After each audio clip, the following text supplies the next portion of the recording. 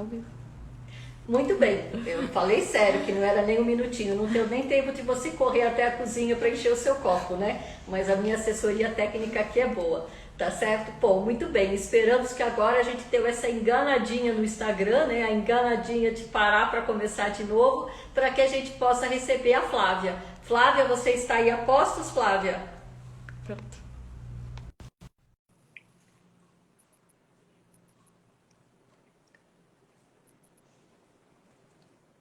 A Flávia. Conectando. Flávia? Pronto. Olá, tudo bem? Olá, Flávia, muito bem-vinda. Estamos aqui na nossa curva de aprendizagem, como disse o Tavi, com o Instagram. Lorena já desesperada aqui com as minhas ignorâncias aqui. Mas seja muito bem-vinda, Flávia. Muito obrigada por aceitar compartilhar a sua experiência aqui conosco, com o bate-papo, tá certo? Bom, Flávia, eu queria que... Tira o fone. Ok? E, Flávia, eu queria... Olá. Desculpem, eu estou aqui operando dois equipamentos, então por isso que às vezes eu olho para a página. Vai falar um minutinho, Maria. Tá aparecendo aqui. Muito bem. Flávia, eu queria começar com a mesma pergunta que eu fiz para o Davi. Conte para nós, então, qual foi o primeiro susto vocês decidiram, então, começar o remoto aí na rede pública. Conte para nós qual foi o primeiro desafio que vocês tiveram que enfrentar.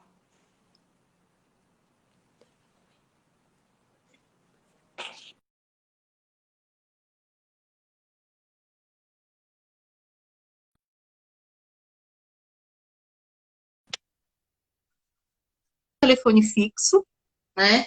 E um celular que não tinha uma memória possível para a gente realizar chamada, videochamadas, por exemplo.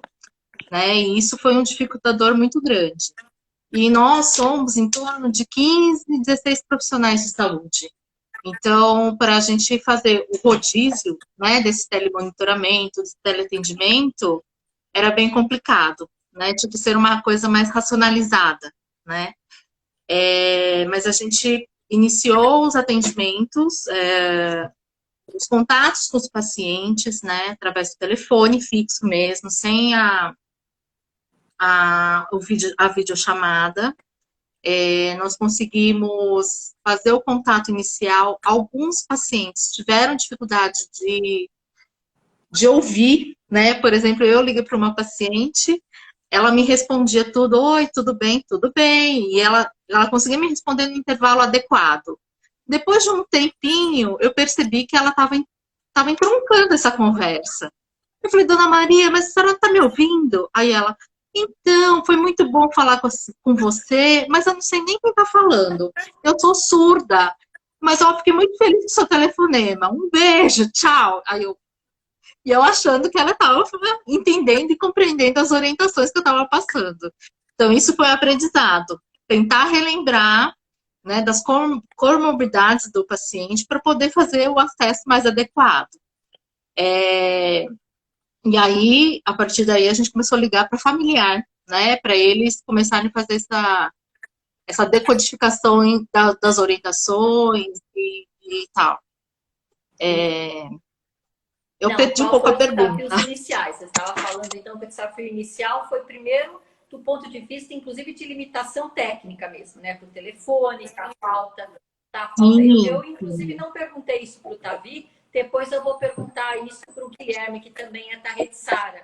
Eu acredito que, eu não sei exatamente qual foi o material que eles tiveram à disposição para fazer esses teleatendimentos. Se eles usaram computador, se eles usaram celular. Então, foi uma pergunta que eu não fiz para o Davi, mas agora depois a gente faz para o Guilherme. Mas você está me contando que a primeira barreira era técnica mesmo, de falta de recurso mesmo da instituição para isso, né?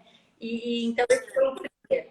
Isso, e aí foi feita uma aquisição. Sim. Foi feita uma aquisição de um celular que comportava uma câmera melhor, que era possível fazer a videochamada. E a partir daí, muitas coisas foram facilitadas, né? Não, e tá Pode aí, falar. eu também estava conversando isso com o Davi, você estava acompanhando, mas que também é uma questão que eu imagino que talvez aqui para a sua população, que é mais parecida com a minha, eu acho, do que é com a do Davi, lá do Rio de Janeiro, que é uma população, acho que mais vulnerável ainda, vocês também tiveram problema de ter muito paciente só com telefone fixo? Quer dizer, vocês conseguiam o equipamento por contato visual, mas o paciente não tinha? Não, eu acho que boa parte dos nossos pacientes tinha alguém que possuía um telefone celular, né? Poucos utilizavam apenas o telefone fixo. Alguns até não possuem telefone fixo e possuem o telefone celular. A gente está numa região que tem um privilégio de ter pessoas com uma renda média alta e que, por conta da crise, perderam muito convênio e começaram a ser usuários do SUS, né? Então, eles tinham acesso. Uma grande dificuldade, talvez, por conta da patologia, uma deformidade, uma dificuldade funcional, era o acesso a esse celular, né? Teve um paciente em particular que ou a gente conseguia ouvi-lo, ou a gente conseguia vê-lo, né? Aí tivemos que acionar um filho para poder estar junto com o pai, né? Para poder fazer o encontro, né?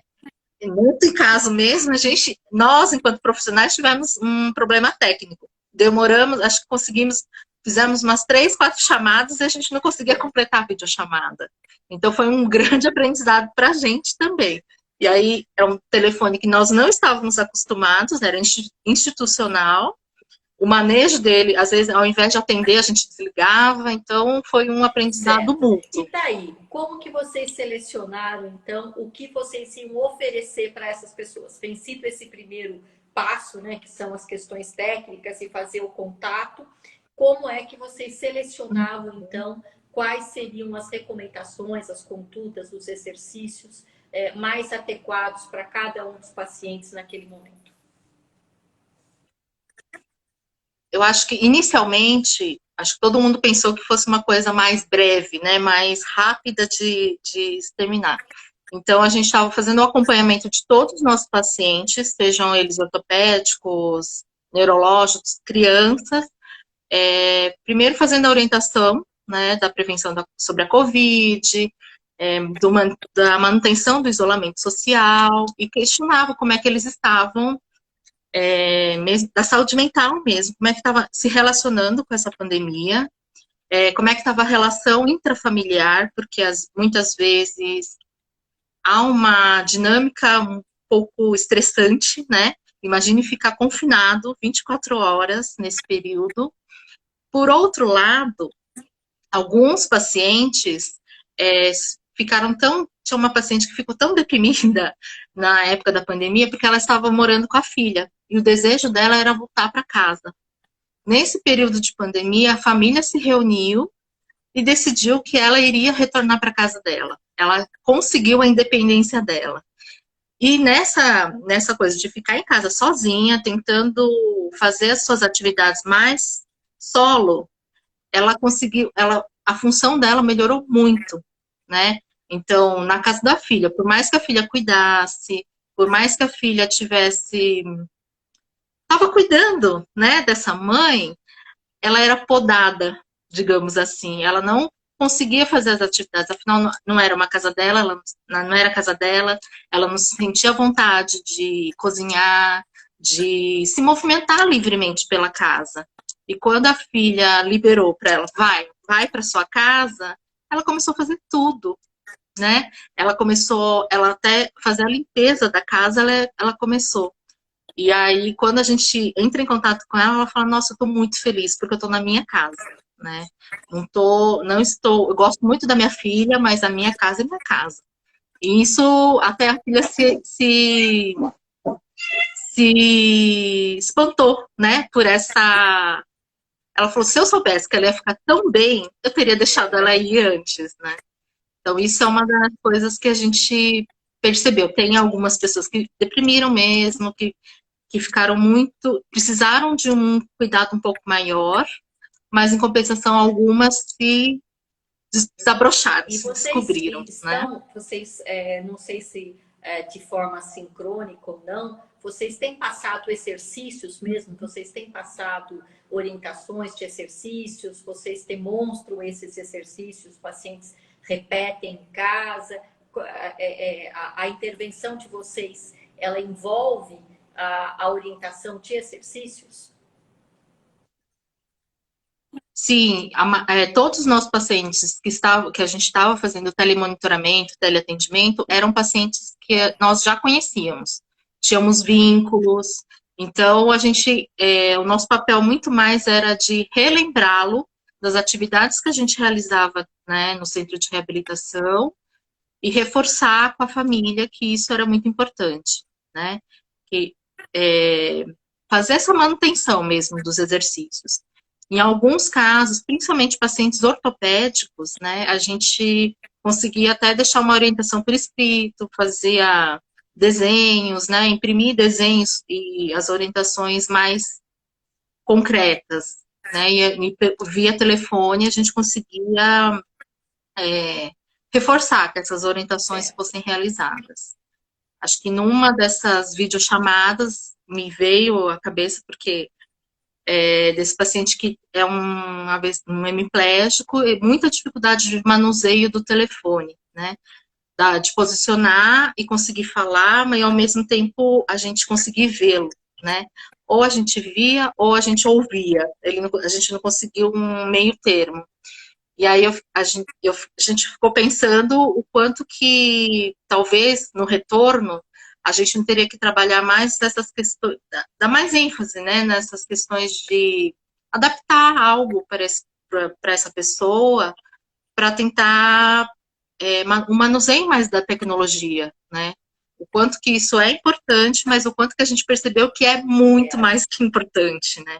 Às vezes é o único acesso que ele tem para o mundo externo nesse momento de isolamento. Conversando, né? Exatamente isso então, com o Davi, né? Quer dizer, essa oportunidade também da gente ser recebido dentro da casa desse nosso paciente também é uma aprendizagem para que a gente se sensibilize muitas vezes para as questões que a gente não tinha prestado muita atenção. Acho que esse é um bom exemplo, né? Quer dizer, como não tinha sido valorizado essa independência para lidar com esse tipo de tecnologia que, com a pandemia, se tornou fundamental, né? Então, acho que essa é uma aprendizagem para todos. E para a gente... Por um outro lado, só vou comentar mais uma coisa. Por outro lado, alguns pacientes também fizeram um boicote, né? A gente agendava o horário, falou, tal horário nós vamos fazer um contato, a pessoa simplesmente não atendia, e aí em outros momentos a gente percebeu que ela estava online no WhatsApp, mas no horário combinado ela não se comunicava. E eu acho que a gente também teve que aprender o respeito, né? Respeitar um pouco essa ausência, essa negação de entrar em contato neste momento com a reabilitação. Também respeitar a decisão do paciente se quer ou não aderir a esse tipo de interação, esse tipo de atendimento. Sim, né? sim. Uma das coisas que a gente teve, Flávia, foi a questão de uma certa ansiedade dos pacientes no sentido de que se eles recebessem esse tipo de atendimento, eles perderiam a sua vaga no atendimento presencial quando voltasse, ou se eles aceitassem esse tipo de atendimento, depois, quando voltasse o atendimento presencial, eles iriam para o final da fila. Vocês tiveram algum questionamento desse tipo? Sim, sim, mas acho que logo no início da pandemia, a gente teve o cuidado de informar que o paciente não iria perder, mesmo agora, né, no retorno dos nossos atendimentos, ainda tem pacientes que se recusaram, preferiram não retomar o atendimento. Uma das questões mais primordiais é a senhora se sente segura de vir, né? É possível. Então, se a pessoa fala, não me sinto segura, aí a gente fala, a senhora não vai perder a vaga está garantida. Quando a senhora se sentir mais segura, entre em contato conosco. Né? E isso é uma coisa que a gente teve um cuidado de desde o início avisar. Nós sentimos isso também, né? os pacientes com medo que o atendimento presencial substituísse o atendimento remoto, e isso a gente tomou todo esse cuidado, porque de fato se criou essa fantasia que se ele aceitasse isso, ele perderia a chance de voltar para o atendimento remoto. Flávia, para finalizar, qual é a dica, qual é o conselho que você deixa aí para quem está começando a enfrentar esse desafio, para quem está topando enfrentar esse desafio? Eu acho que uma das grandes dicas é não temer, né, o que vai acontecer, não temer o erro, né? Eu acho que a gente errou bastante no início, um erro entre aspas, né, porque foi realmente um aprendizado. E utilizar muito da criatividade, né? Em alguns momentos, o setting terapêutico mudou completamente e rapidamente, né?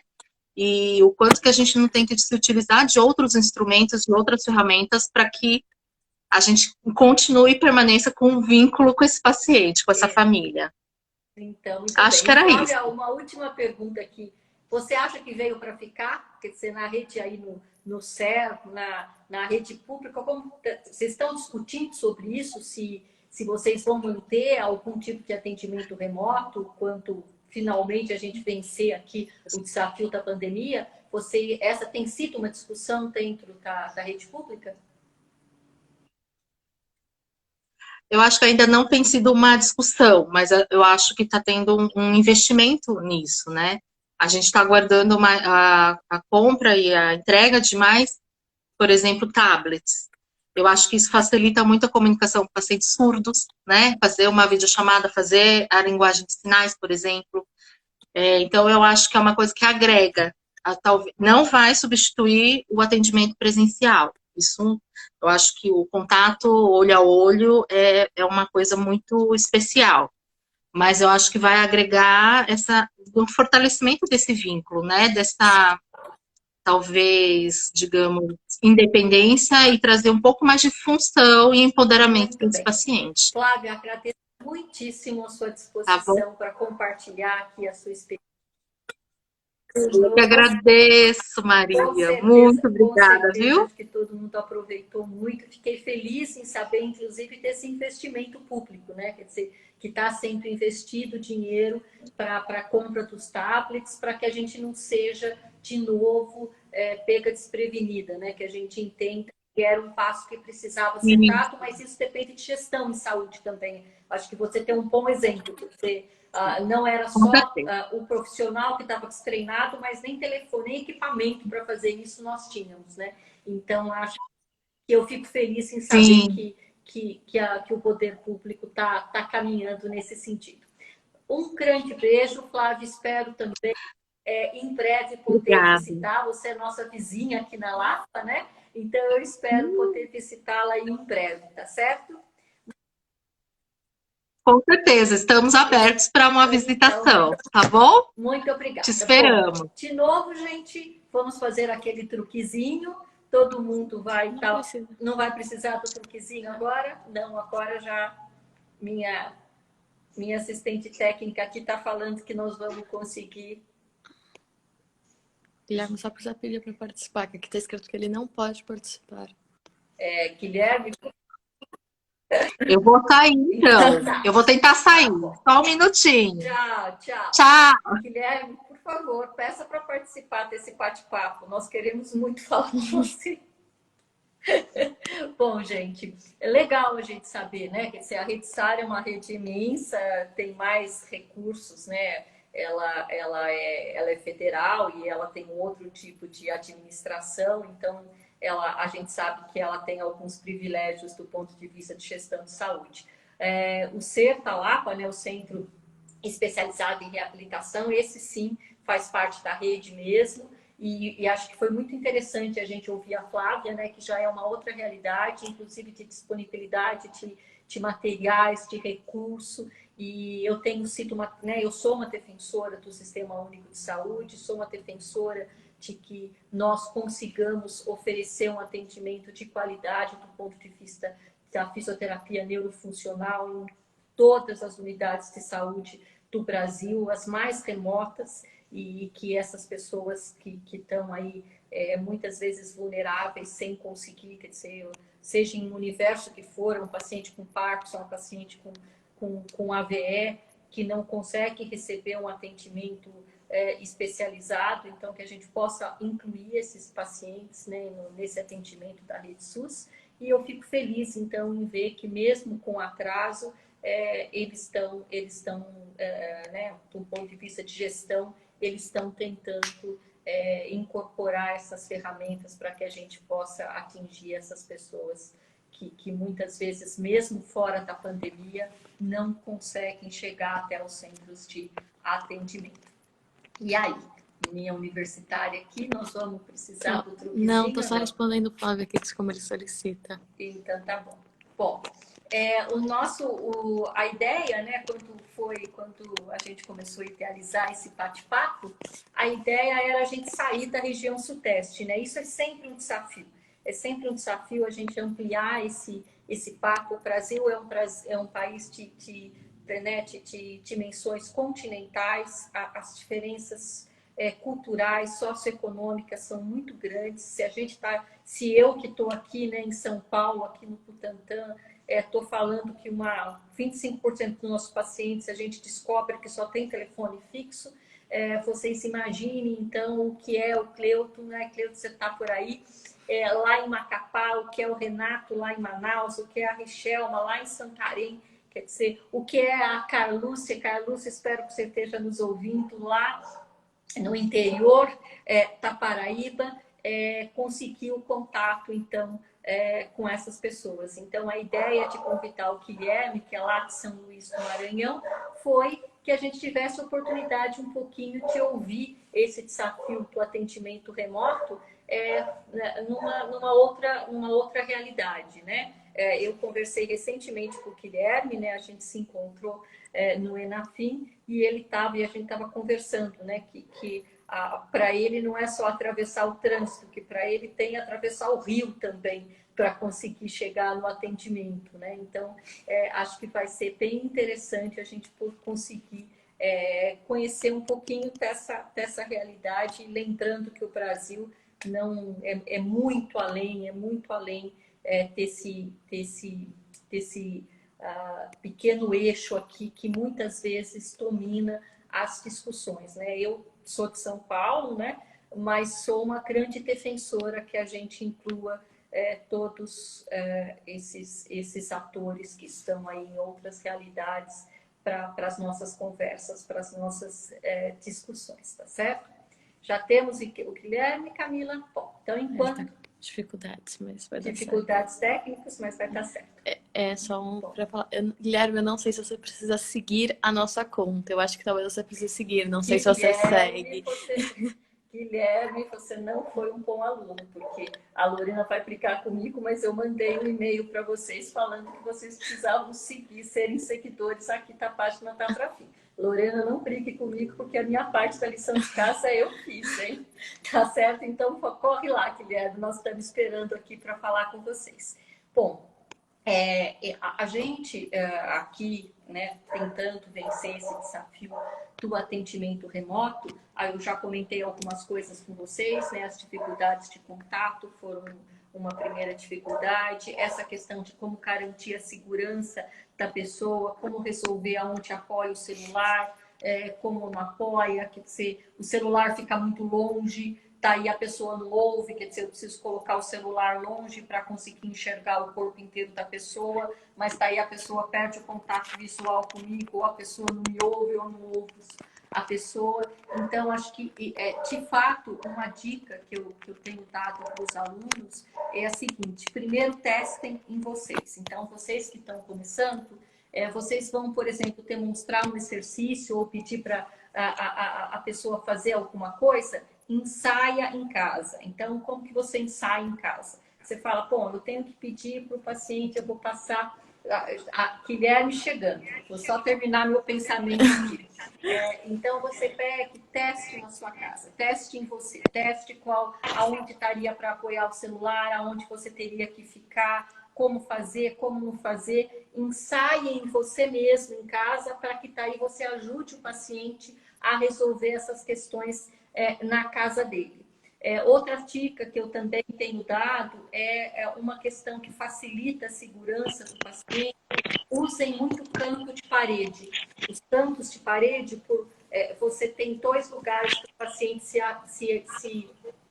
segurar rapidamente, tá certo? Então, essa é uma outra sugestão. Já peça para o paciente identificar qual seria um canto de parede que ele poderia estar utilizando para que ele já se ocupe o lugar, para que ele já pense aonde vai deixar o celular para conseguir te acompanhar.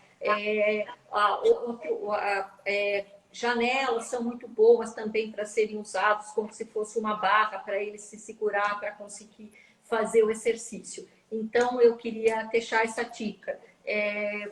Planejou o exercício, planejou o que você gostaria de demonstrar, de pedir para esse paciente fazer? Ensaie em casa, teste em você mesmo, vê se isso é viável, vê como é que seria a distância, como você teria que apoiar isso, porque daí você vai estar pronto para ajudar o paciente a solucionar essas dificuldades técnicas em casa, tá certo? Guilherme, seja bem-vindo. O último, mas não menos importante, Guilherme. Tudo bem, Guilherme? Tá tudo ótimo, tá tudo ótimo. Falando em analfabeto em matéria de tecnologia, acho que já deu para perceber que aqui temos um, né? Então, mas agradeço muito o convite, né? A gente brinca aqui no Maranhão de forma carinhosa que tudo para chegar no Maranhão tem que pegar escala. Então, eu descobri que o convite para a live é a mesma coisa, entendeu? Mas a gente se vira. Fiquei com a responsabilidade de, depois do Davi e da Flávia, tentar trazer algo de útil. Vou me esforçar. Vamos ver se vou conseguir. Me conte primeiro como que está aqui. A gente tem menos notícia aí do Maranhão, de São Luís do Maranhão. Começa um pouquinho falando, então, de qual o momento da pandemia que vocês estão. Vocês ainda estão em distanciamento social? Como que estão as coisas por aí?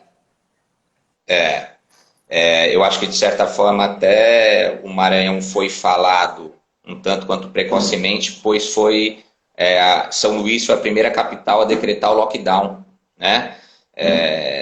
Por conta de que foi uma das primeiras cidades, né? Foi um dos primeiros estados, acho que talvez São Paulo, que foi a porta de entrada, né? Mas depois Brasília estabilizou. São Luís rapidamente, né? Teve uma disseminação de casos enorme. A gente chegou a ficar próximo da ocupação quase que total dos leitos de UTI na cidade, né? Porque São Luís acaba recebendo pacientes do interior todo, né? Então a gente passou ali abril, maio, momentos bastante difíceis, né?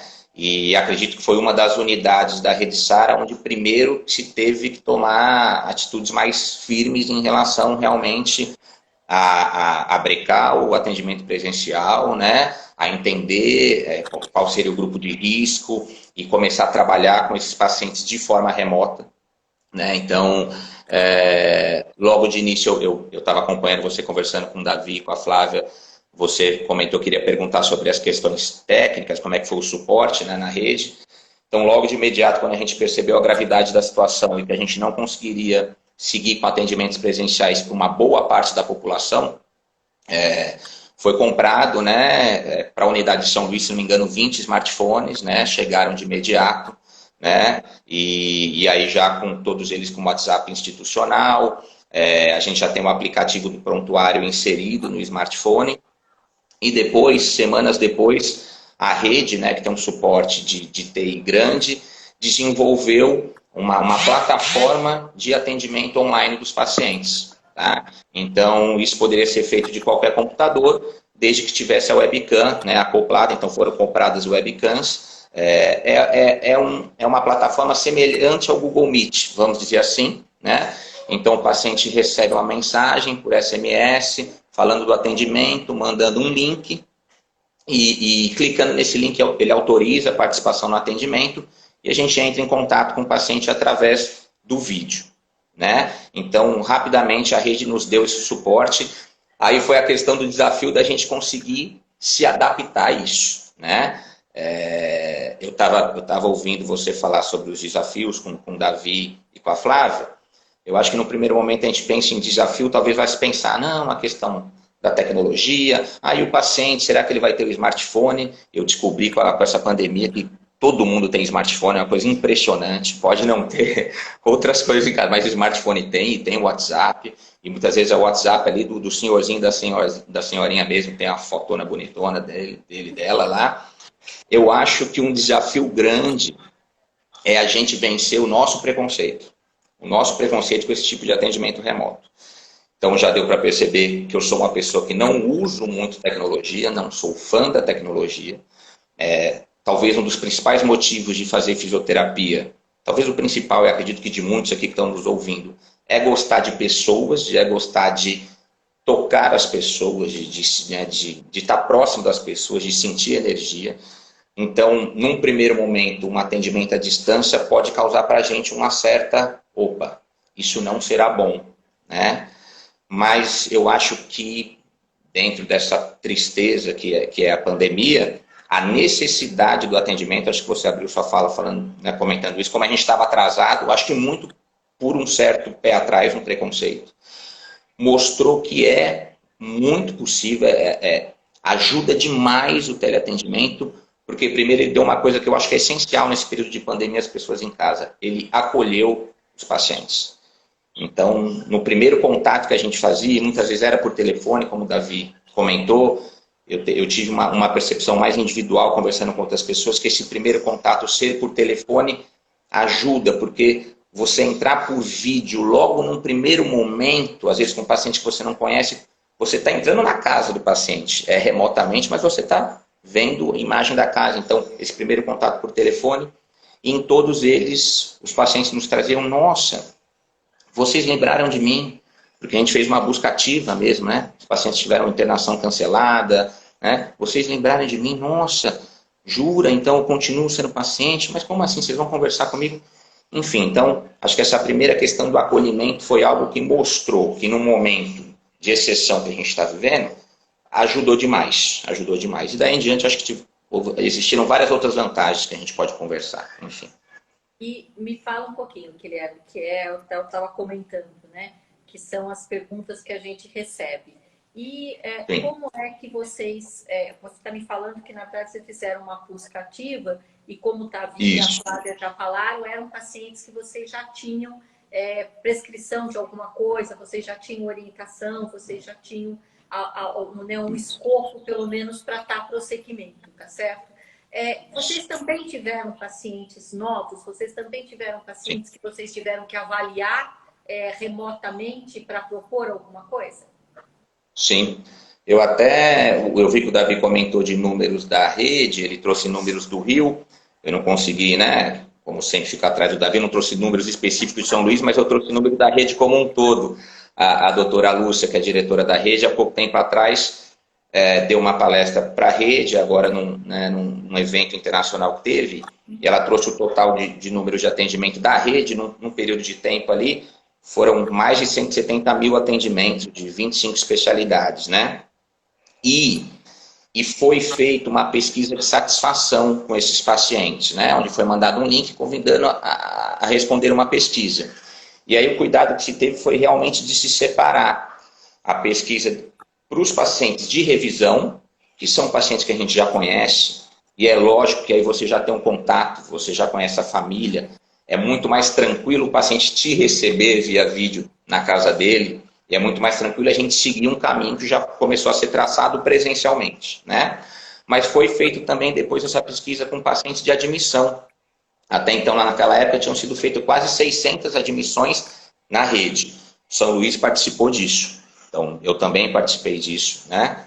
É mais difícil, é lógico que é mais difícil, né? Então, no primeiro momento, esse primeiro contato era feito ou pela equipe, 2, 3, né, membros ali, quase que com um atendimento em equipe mesmo, ou então um membro da equipe fazia esse primeiro contato, explicava a situação, deixava os pacientes tranquilos em relação àquela questão de, olha, você não vai deixar de existir o atendimento presencial, você não perdeu sua vaga, a gente está aqui para acolher nesse período onde não é seguro vir, né? Então fazia esse primeiro contato, tentava traçar ali as demandas iniciais do paciente, muito em cima das queixas do paciente. Então, traçar um plano que aí era discutido na equipe, e aí muitas vezes, então o paciente trouxe uma demanda urológica, uma equipe de reeducação vésico-intestinal vai entrar em contato. Trouxe uma demanda clínica, o médico vai entrar em contato. Trouxe uma demanda funcional, o fisioterapeuta vai entrar em contato. Tá? E avaliar, fazer um exame físico-funcional à distância não é simples, o Davi já colocou essa questão. A gente não vai conseguir avaliar um tônus sem colocar a mão no paciente. Se colocando a mão já é difícil, né? A gente já entra em tanto conflito, em tantas escalas. Mas eu acho que você consegue ter uma boa percepção das demandas funcionais do paciente dentro de um nível de segurança, sem colocá-lo em risco, contando com a ajuda da família, e traçar um plano de reabilitação inicial. Uma coisa que eu aprendi nesse período é dosar um pouco a ansiedade. A gente não vai precisar resolver todos os problemas do paciente durante a pandemia. Se a gente conseguir resolver questões iniciais e preparar esse paciente para o que é o programa de reabilitação, ou seja, ele já está entendendo que isso pode acontecer na casa dele. Isso é fantástico. A grande dificuldade dos nossos pacientes que começam presencialmente é achar que eles sempre têm que estar no hospital para a reabilitação acontecer.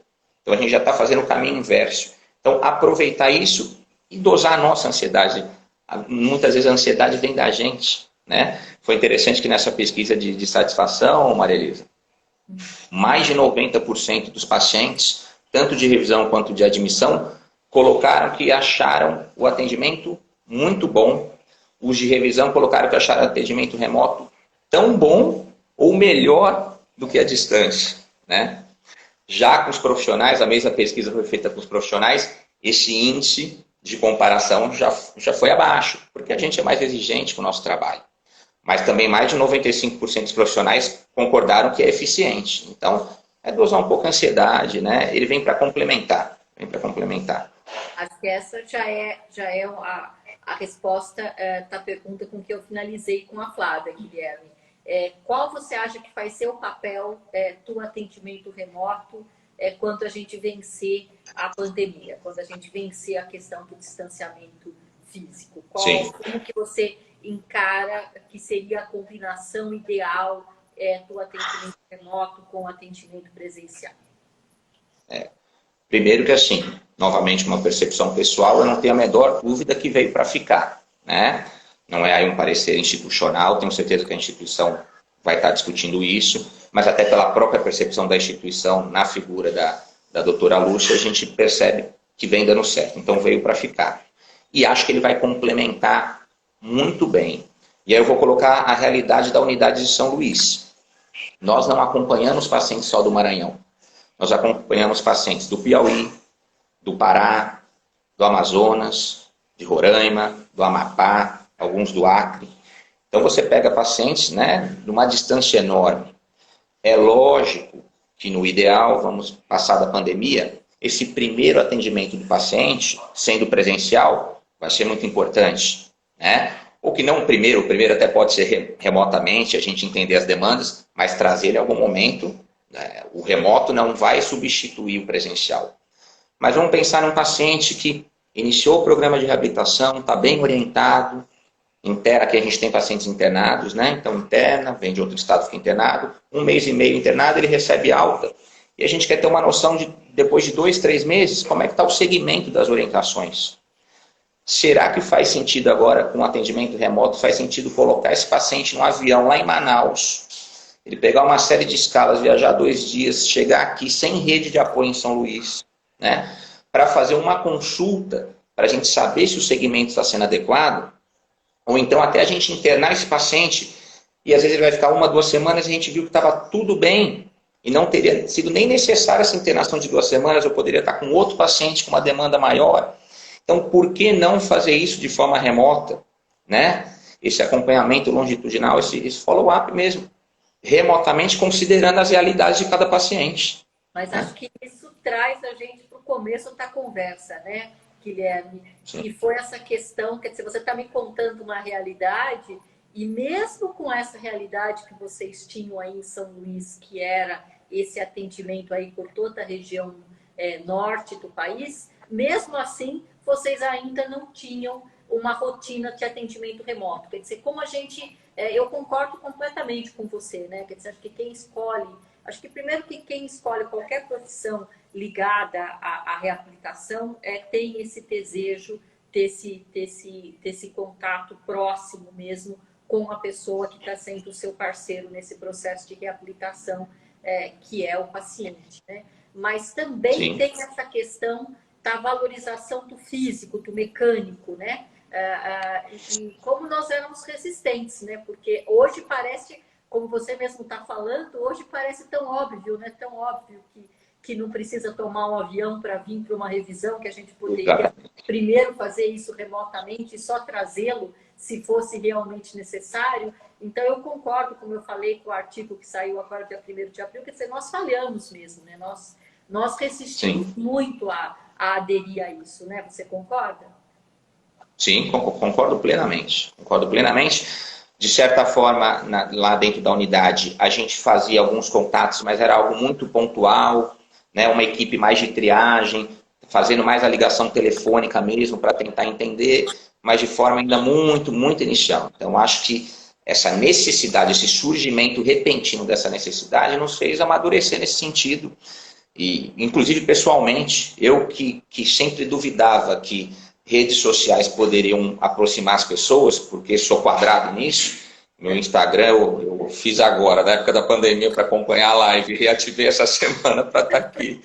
Mas acredito, assim, laços fortes foram criados entre a equipe e pacientes a milhares de quilômetros de distância. Isso é possível, isso é possível. Basta a equipe, novamente, não ter o preconceito, saber ouvir, né? Ouvir vai ser essencial presencialmente ou remotamente, você precisa ouvir, né? E com alguns ganhos, assim, a gente tinha pacientes de outro estado, do interior, que eu não podia fazer uma visita domiciliar. Hoje em dia eu posso fazer uma visita domiciliar remota, ter uma noção, porque uma coisa ele está treinando aqui com um andador, dentro de um terreno plano, tudo com rampa, no hospital, que é todo horizontal. E quando esse paciente vai, a gente tem pacientes que moram próximo aos Lençóis Maranhenses, é areia fofa, como é que ele vai usar um andador? E a gente ficava imaginando, você ouve o paciente, ele descreve, mostra uma foto, mas agora não, a gente tem essa possibilidade de entrar no ambiente do paciente com a permissão dele e entender, estando o paciente lá em Manaus. Então, eu acho que esse ganho, ele veio para ficar, vai enriquecer. É o que o pessoal vê, o pessoal comentando, é um atendimento híbrido, é isso, né? A gente vai poder estar presencialmente, poder estar remotamente, é uma decisão conjunta da equipe e do paciente, né? E da família. Tem uma provocação e depois a gente...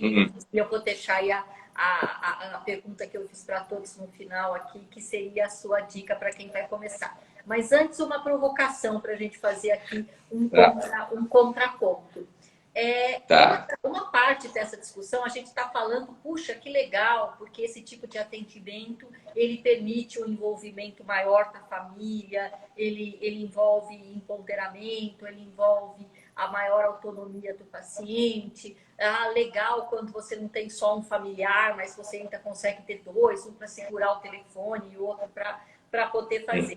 Isso tem uma crítica, né? Que é, de novo, você terceirizar para a família o cuidado, né? A gente sabe que a gente tem pouco apoio público, a gente tem poucas políticas públicas que ajudam, por exemplo, principalmente nas doenças neurodegenerativas, progressivas. A gente tem aí algumas aposentadorias que estão 25% a mais para que a família consiga pagar um cuidador, mas mesmo no processo do envelhecimento, né? Hoje eu tive a oportunidade de discutir um caso, que quando começou o caso eu quase falei, pô, vocês não tinham um caso mais dramático para trazer para essa discussão? Porque uma idosa encontrada numa situação de abandono, com um filho esquizofrênico, com um filho dependente de álcool, e a ausência do Estado, né? Uma família que não tem condições de oferecer cuidado para essa idosa, e a gente encontra uma ausência do Estado nessa parceria de cuidado, seja com pessoas com doenças neurodegenerativas progressivas, sejam com idosos vulneráveis. Você vê esse outro lado também? Seria também uma forma? Quer dizer, quando a gente fala, olha, pode ser remoto e a gente vai envolver cada vez mais a família, como que fica também essa questão de você aumentar a sobrecarga da família, você repassar essa responsabilidade para a família, e o Estado aumentar essa ausência nesse papel que é de ser parceiro dessa unidade familiar no suporte dessas pessoas. Você vê esse risco também? Vejo, confesso que, né, passo a refletir mais agora diante dessa tua colocação. A minha percepção, tá? E minha opinião, né, nessa experiência que eu tenho ao longo da carreira e da vida como um todo. Eu acho que tudo na vida é importante o equilíbrio, né, Maria Elisa? Então, acho que gestores de saúde não podem ver só custos, porque senão é lógico que o atendimento remoto ele é mais barato do que o presencial. Então, se a gente passar a usar o remoto de forma exagerada, sem critério, e ele aos poucos ir esganando o atendimento presencial, a gente, de certa forma, vai estar repassando responsabilidades, né? Eu acho que a gente não pode terceirizar para a família os cuidados. No SAR a gente tem uma filosofia, não é uma terceirização, vamos dizer, muito mais uma cogestão. É uma gestão conjunta. Então a gente traz o familiar, a gente orienta desde o primeiro momento, né? Um grupo de orientação à patologia, o que é que está acontecendo, os cuidados. Então, ouve o familiar, aprende com eles também, porque quem conhece o paciente são eles e não a gente, né? Para a gente fazer uma parceria. Então, acho sim que se a gente passar a usar o atendimento remoto de forma exagerada e sem critério, a gente pode estar matando algo que vem para ajudar. E lá na frente, se chegar a uma conclusão, tá vendo? Olha como atendimento remoto, olha o carro. Então, acho que a gente tem... O Davi colocou isso, acho que muito bem. A gente está vivendo um momento que é diferente. A gente não teve muito tempo para pensar, a coisa começou. Quando a coisa acalmar, os conselhos vão ter que discutir isso, os gestores de saúde vão ter que discutir isso, as instituições vão ter que discutir isso, e cada um dentro da sua realidade vê a melhor forma de usar. Eu acho que ele vem para somar, para agregar, para substituir jamais. A gente não pode terceirizar para a família, né, o cuidado com o paciente, sobrecarregá-los e deixá-los só. Né? O remoto não pode deixá-lo só. Né? O acolhimento presencial também vai ser importante. É minha forma de ver. Não sei se caí na sua provocação, mas foi. Para finalizar, Guilherme, qual é o conselho que você deixa aí para quem está começando nesse desafio do atendimento remoto? Sim, a Flávia colocou bem, não ter medo, eu diria mais, não ter medo e de coração aberto, né? E de coração aberto, errar a gente vai, é uma ferramenta nova, a gente se vê envolto em problemas técnicos ali, né? Isso acontece, já teve paciente que num determinado momento ele estava fazendo atividade, o celular caiu, eu passei 20 minutos ouvindo ele dizer alguma coisa, eu simplesmente não vi ele fazendo o exercício, isso vai acontecer. Eu acho que a gente dosar um pouco a ansiedade e fazer o que eu acho que todo profissional de saúde faz muito bem, é se entregar da melhor forma dentro das ferramentas que são possíveis, né? Dentro das ferramentas que são possíveis.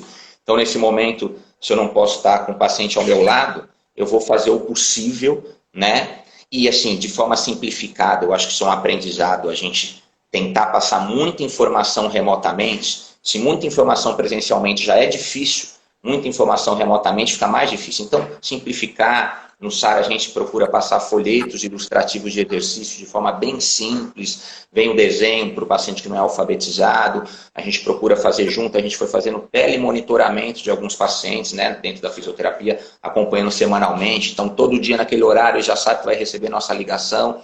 Simplificar. Eu acho que não ter preconceito. Acho que não ter preconceito, a ferramenta da tecnologia, ela está aí, ela faz parte da nossa vida, a gente tem que saber lidar com ela.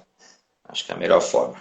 Muito obrigada, Guilherme. Você já está comprometido comigo, né? Então a gente já tem um compromisso aí para eu visitar vocês aí no SAR de São Luís. Espero que eu possa estar aí com vocês. Vai ser uma grande aprendizagem para mim, uma grande oportunidade estar aí com vocês. Então, eu vou cobrar esse convite, eu vou cobrar esse compromisso, tá certo?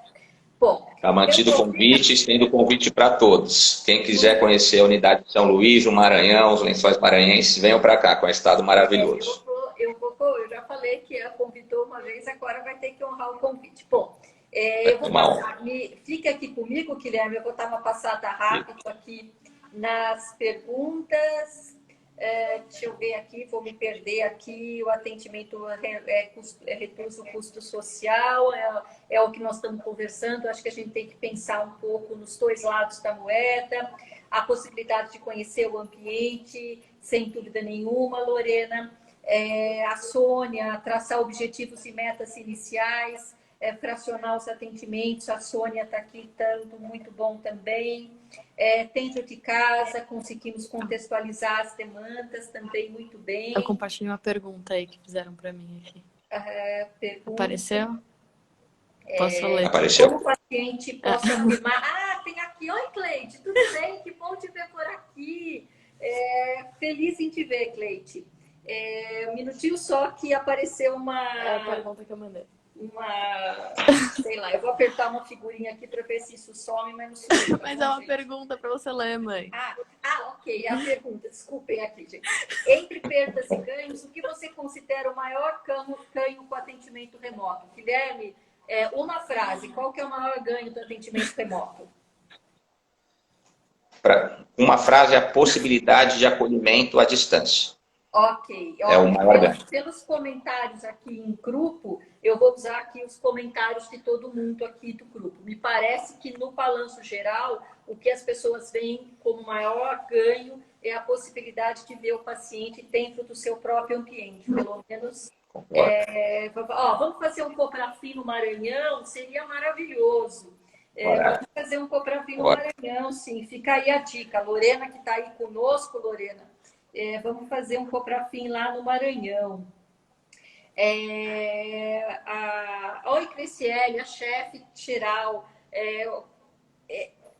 Muito, muito obrigado por oportunizar isso, Criciele. Sem GCL, sem o empenho tá para fim, nada disso seria possível. Então, eu agradeço a toda a diretoria, na figura aí da presidência, por essa oportunidade. Voltei aqui para a Cleide, a nossa, que bom te ver por aqui. Mudanças que vieram e que serão muito importantes manter. Acredito que sim, Cleide. Muito obrigada pelo seu comentário. Aqui, muitos parabéns para o Guilherme, muito parabéns para a Flávia, para o Davi. Lembrar que os pacientes e lembrar também o que os pacientes e familiares querem. É verdade, acho que isso é no cuidado centrado no paciente, sempre colocar o paciente no centro. A Érica, aqui, Érica, também reinventando em prol das pessoas com Parkinson. A Érica aqui também comentando sobre a Cleide. É muito bom a gente ver os pacientes da gente aqui também participando dessa conversa. Essa questão, então, dos atendimentos. Aqui tem o André, aqui. Teleatendimento é importantíssimo. Os fisioterapeutas devem cobrar do conselho de classe, fazer com que os planos de saúde paguem por isso, cobrar da ANS. André, isso é uma discussão muito grande em relação fora do país. Fora do país, uma das questões que eles consideram uma barreira para o teleatendimento é como cobrar isso dos planos de saúde. Então, nos Estados Unidos, onde, por exemplo, a maior parte da saúde é privada, eu participei já de várias discussões antes da pandemia, principalmente da classe médica, reclamando disso. Quer dizer, uma grande briga política para como esses atendimentos podem ser cobrados. Muito bem lembrado, tá certo? Aqui, muitos parabéns para a Prafin.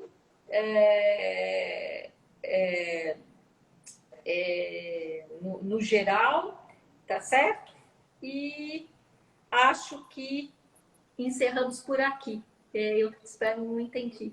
Tem 6 minutos. Tenho 6 minutos para terminar. Então, vamos encerrando por aqui. Gente, muito, muito obrigada. Desculpem pela curva de aprendizagem aqui, pelos problemas técnicos que nós tivemos. Eu sou uma idealista, então eu achei que a gente ia conseguir bater um papo, os 4 juntos, descobri que isso não é possível. Espero que vocês tenham aproveitado, espero que vocês tenham tolerância aqui com a nossa inexperiência. E acho que o mais importante, então, eu vou terminar como eu comecei, que a gente consiga adotar como principal linha de conduta para vencer esse desafio, essa sinceridade de que estamos todos aprendendo e esse comprometimento que nós estamos sempre buscando fazer o melhor, mesmo dentro das nossas limitações. Então, essa é a minha dica final para quem está se dispondo a vencer esse desafio. Sinceridade e comprometimento. Muito obrigada, até a próxima.